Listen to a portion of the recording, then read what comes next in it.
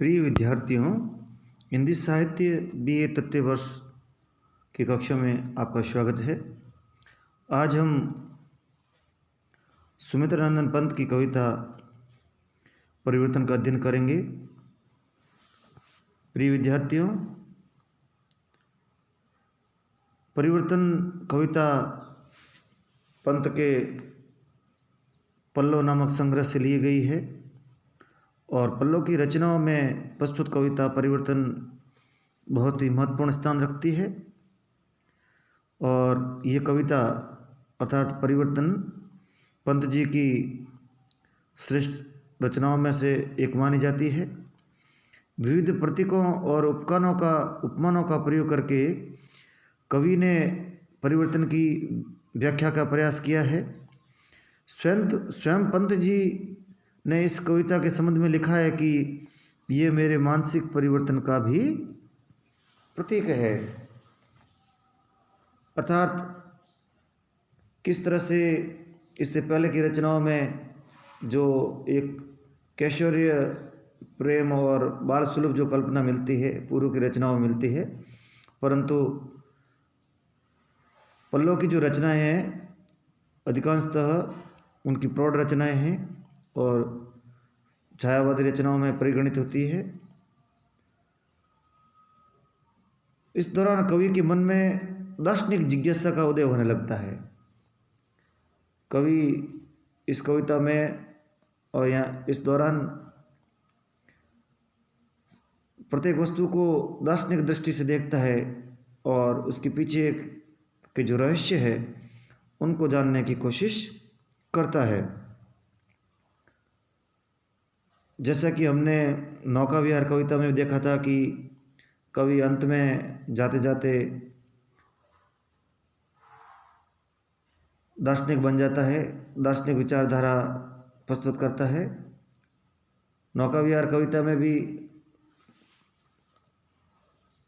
जो पूर्वार्ध भाग है उसमें कवि रात्रि विहार करते हुए जो गंगा का जो सौंदर्य है नौका विहार करते समय उसकी शोभा का वर्णन करता है और फिर अंत में उस नौका विहार के आधार पर जीवन की दार्शनिक व्याख्या भी करता है। उसी तरह यह कविता संपूर्णतः दर्शन पर ही आधारित मान सकते हैं। इसे कविता में पूर्णतः जो परिवर्तन हम अपने चारों ओर देखते हैं उसकी दार्शनिक व्याख्या की है। ये एक चिरंतन सत्य है कि संसार परिवर्तनशील है। संसार परिवर्तनशील है, इस तथ्य से इनकार नहीं किया जा सकता। यहाँ कोई वस्तु अपरिवर्तित और अविकृत या एक रूप नहीं रह सकती। अर्थात कोई भी वस्तु है उसमें विकार उत्पन्न होगा, उसमें परिवर्तन होगा, उसके रूप में परिवर्तन होगा। तो इस प्रकार से जो परिवर्तन की जो प्रक्रिया है वह अपरिहार्य है। अपरिहार्य अर्थात इसे टाला नहीं जा सकता, इसे रोका नहीं जा सकता, इसका परिहार नहीं किया जा सकता। ये अवश्यंभावी है, परिवर्तन तो होगा और इसको या परिवर्तन को रोकने की शक्ति किसी में नहीं है। संसार की अनंत विशालता के समक्ष मानव की जो शक्ति है वह नितांत क्षुद्र है। प्रकृति की जो अनंत शक्ति है, प्रकृति की जो परिवर्तनकारी जो शक्ति है, उसके समक्ष मानव ने भले कितनी प्रगति कर ली हो, कितनी शक्ति अर्जित कर ली हो, परंतु उसकी शक्ति के समक्ष, परिवर्तन की शक्ति के समक्ष मानव अभी क्षुद्र के समान है, एकदम नितांत बना है। जो प्राकृतिक आपदाएं हम जब आती है हम देखते हैं कि किस प्रकार से मानव उनके सामने घुटने टेक देता है। जब सुनामी आती है, बड़े बड़े तूफान आते हैं, भूकंप इत्यादि आते हैं, तो उस समय जो प्रकृति की जो परिवर्तनकारी जो शक्ति है उसके समक्ष मानव कुछ भी नहीं कर पाता है। इसे पता लगता है कि परिवर्तन के समक्ष मानव कुछ भी नहीं है और परिवर्तन को मानव को स्वीकार करना होगा। और मानव स्वयं भी इस अबाध परिवर्तन की प्रक्रिया का भागी है और भागी होने के लिए बाध्य भी है। ऐसा नहीं है कि केवल प्रकृति परिवर्तन करती है, बल्कि मानव की प्रवृत्ति है वह भी परिवर्तनशील है। मानव समाज में भी नित्य प्रति उसकी सोच में, उसकी विचारधारा में, समाज के संगठन में, समाज के रहन सहन में, समाज के स्तर में, ये इसमें भी परिवर्तन नित्य रूप से होते रहते हैं। और ये परिवर्तन की प्रक्रिया है, ये निरंतरकारी है, निरंतर चलने वाली प्रक्रिया है और निर्बाध रूप से बिना रोके यह चलती रहेगी। ये एक अनवरत प्रक्रिया है, एक शाश्वत प्रक्रिया है। प्रथम अवतरण इस प्रकार से है।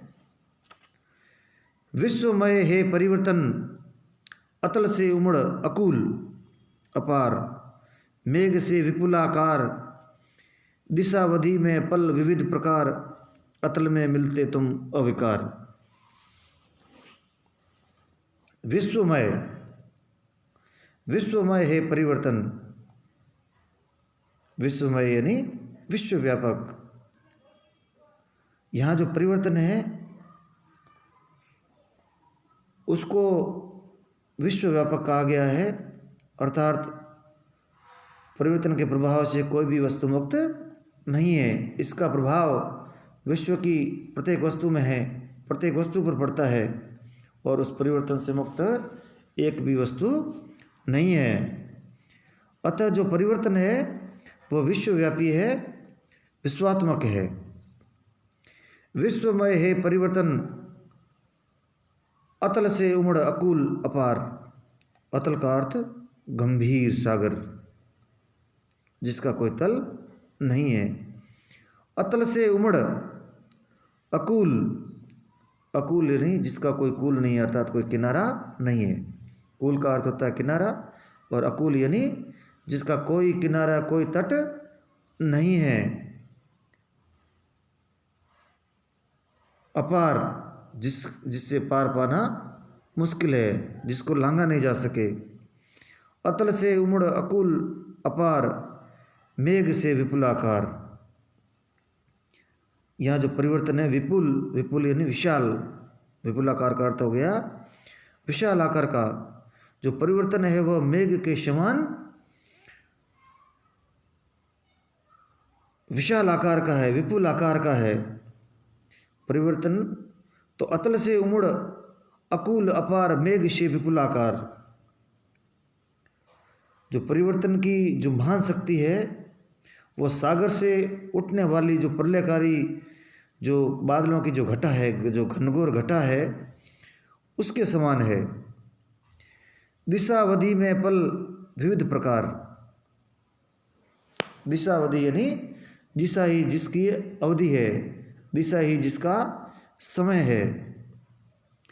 दिशावधि में पल विविध प्रकार, और जिस प्रकार जो बादल होते हैं पल भर में दिशाओं में छा जाते हैं, अपने आकार परिवर्तन कर लेते हैं और विविध प्रकार से अपना रूप धारण कर लेते हैं।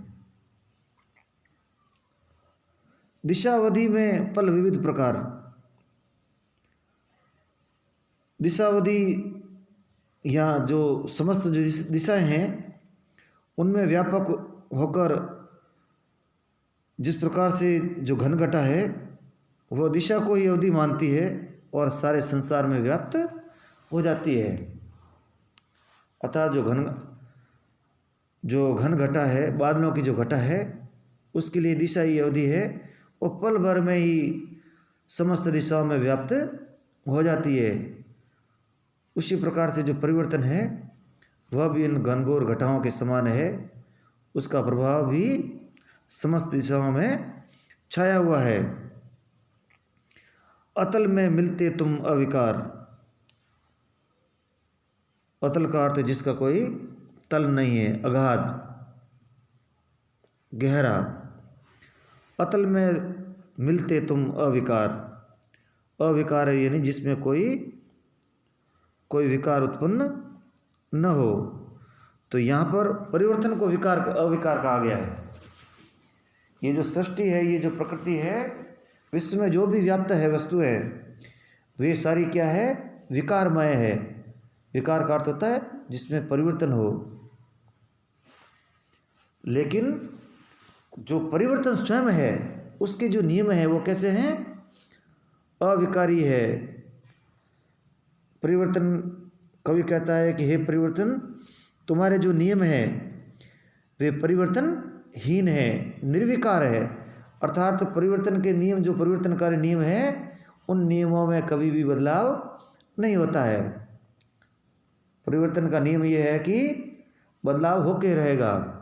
तो ये जो नियम है परिवर्तन का, इसमें किसी प्रकार से कोई विकार उत्पन्न नहीं होता है। परिवर्तन का नियम कभी भी परिवर्तित नहीं होता, वह सदा एक रूप बना रहता है। कि परिवर्तन अवश्यंभावी है, परिवर्तन होके रहेगा, परिवर्तन को कोई शक्ति नहीं रोक सकती। परिवर्तन है वह निरंतर प्रक्रिया है। तो इस प्रकार से यहाँ पर हम देखते हैं कि दूसरी पंक्ति में आया शब्द उमड़, फिर चौथी पंक्ति में आया शब्द पल,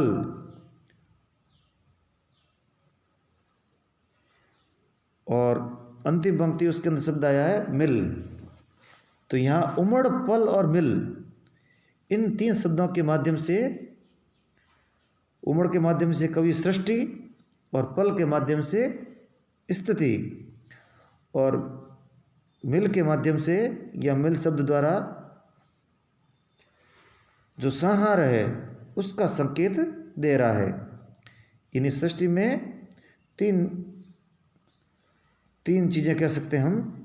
पहले तो स्वयं सृष्टि, दूसरी इसकी स्थिति यानी उसका वर्तमान, और तीसरा संहार। यानी पहले सृष्टि का सृजन होता है, सृष्टि की बाद में परिवर्तन होते रहते हैं। किसी स्थिति में कभी भी कोई लेंगे तो उसकी कोई स्थिति होगी, और उस परिवर्तन स्थिति में भी परिवर्तन होते रहेंगे, और अंत में उस सृष्टि का संहार होगा। तो ये सृष्टि, स्थिति और संहार, ये जो परिवर्तन का जो नियम है, ये जो परिवर्तन की जो प्रक्रिया है, यह निरंतर रूप से चलती रहती है। और यह जो परिवर्तन का जो क्रम है ये कैसा है, अपरिवर्तनीय। इस क्रम में किसी प्रकार से परिवर्तन नहीं होता है। इसलिए कवि परिवर्तन को अविकार कहता है, कवि परिवर्तन को विश्वमय कहता है, क्योंकि सृष्टि या जो विश्व है परिवर्तन के प्रभाव से मुक्त नहीं है, परिवर्तन सर्वव्यापक है। और कवि परिवर्तन को मेघ के समान विपुल आकार का कहता है, यानी जो परिवर्तन है वह चारों दिशाओं में व्याप्त है। उस परिवर्तन से समस्त दिशाएं प्रभावित होती है। तो इस प्रकार से यहाँ पर कवि परिवर्तन की जो व्यापकता है और उसकी जो शाश्वतता है, उसकी जो निरंतरता है, उसकी जो निर्बाधता है, उसका यहाँ पर चित्रण किया है। कवि जो जीवन में हमारे जो परिवर्तन होते हैं उसको शाश्वत प्रक्रिया बतलाता है, और उसके महत्व को इन पंक्तियों में उद्धृत किया गया है। धन्यवाद।